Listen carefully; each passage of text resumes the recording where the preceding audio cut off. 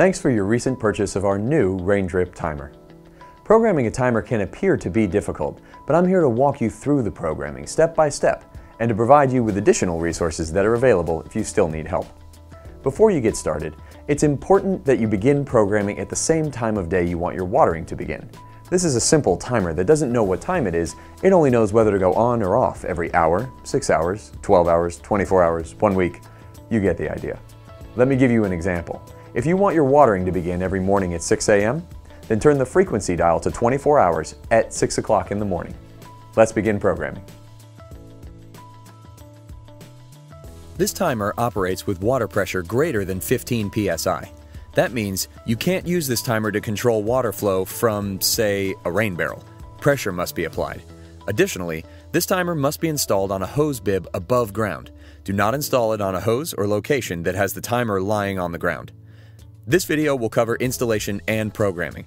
We will cover programming first, but note that you can also install the timer and program afterward if that's more convenient. First, check your supply tubing. If it has a hose thread adapter already installed, you're ready to begin programming. If not, you'll need to purchase a swivel adapter that fits your supply tubing.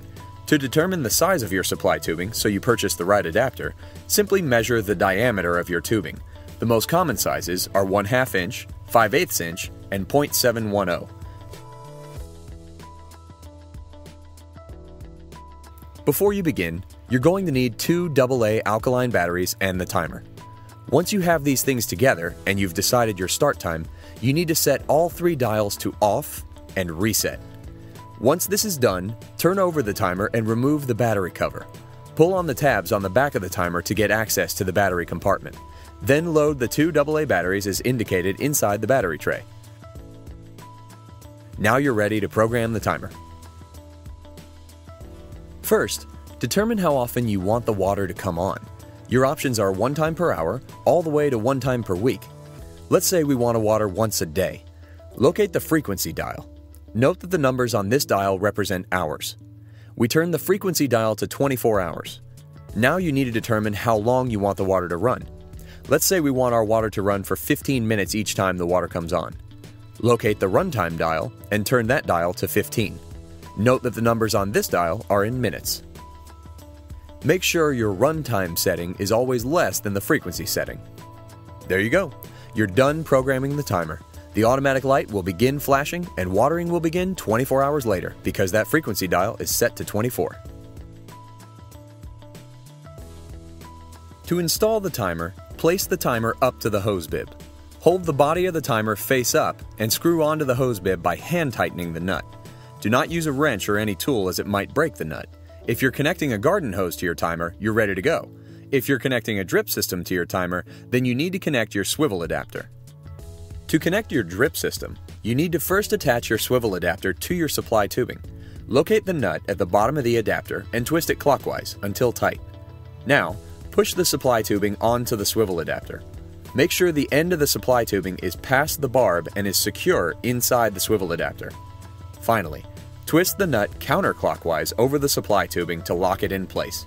Once the swivel adapter is attached to your tubing, twist it onto the timer, turn the water on, and you're done.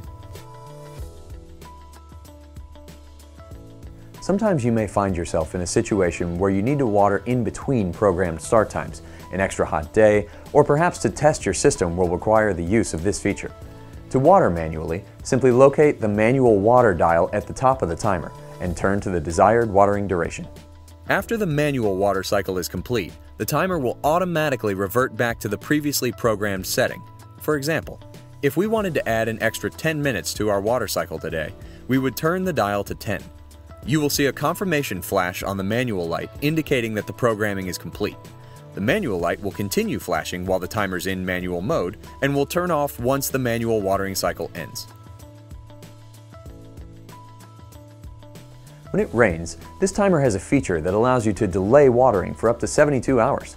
Don't worry, you won't lose your original program. Here's how it works. Go to the rain delay dial and turn it to the desired delay time, which is featured in hours.